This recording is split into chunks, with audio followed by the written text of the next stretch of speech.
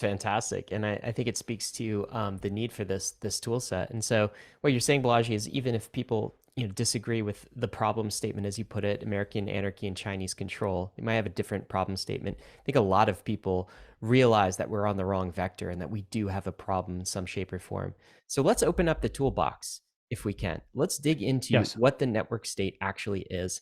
I'm going to Sure. read out the tweetable definition here Sure. The one sentence for us. version. Yes, the one Great. sentence version that you have.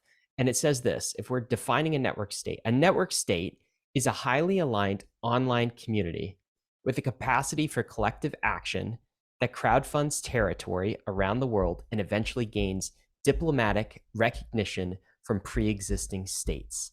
Yep. Online community, capacity for collective action, crowdfunding territory, gaining diplomatic recognition from pre existing nation states.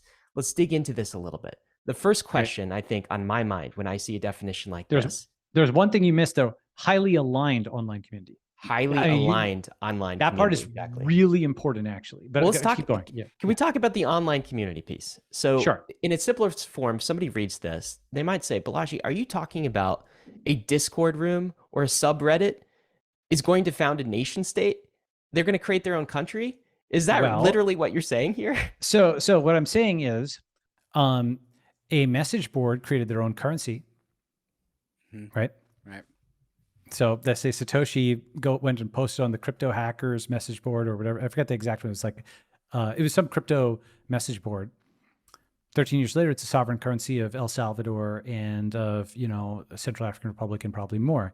It has led to every government in the world reacting to it with CBDCs, even if they don't like Bitcoin, they have been shaped by it. Obviously, it led to Ethereum and, our whole community.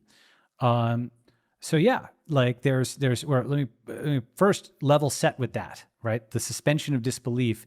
Even 10 years earlier, the concept of a kid who from a dorm room could build a 3 billion person communications network. We are, in a sense, in a time of miracles, though we don't realize that, or we take it for granted in some ways, right? That hyper growth, that insane growth from something extremely modest at the beginning is as possible. We've actually seen it. We've seen it multiple times. And so the thing about this is, that Margaret Mead saying, like, never doubt that a small committed group of people can change the world. Indeed, it's the only thing that ever has, right? All the, when you actually get into history and you realize all these nations, these countries that exist today did have founders, they were founded. And in fact, the founding fathers, you know how old they were? I mean, many of Alexander late Hamilton 20s, early 30s, right? Yeah, 21. Some of them were 19. Yeah, some of them were quite young, right? Wow. So in the time and place, right, when the conditions were propitious, when there was a frontier, and when, like the man met the moment, it was possible to found new countries, right? In fact, it's done within a human lifetime. Like when the Soviet Union fell, there's Estonia and all these countries that were set up then. And in fact, the founding of Estonia ushered in this whole new age of governmental innovation. They're the most advanced technologically advanced state in Europe, right? So that's kind of just, I want to put that out there for some degree of suspension of disbelief. A, other human beings have started new countries. B, we've seen recently people have started new companies and new currencies within our lifetime, people we know. C, what that means then, if people argue against it, they say there's no path towards a change. It will never be changed. The current system is eternal and immortal, right? And this is actually implicitly the East Coast slogan, right? Oh, this time it's different, huh? Lol, right? And they'll say that. And what that's actually doing, by the way, it's quoting something out of context. This time it's different. It comes from some sort of pitch that didn't hold up. But of course, the opposite of this time is different means nothing ever changes.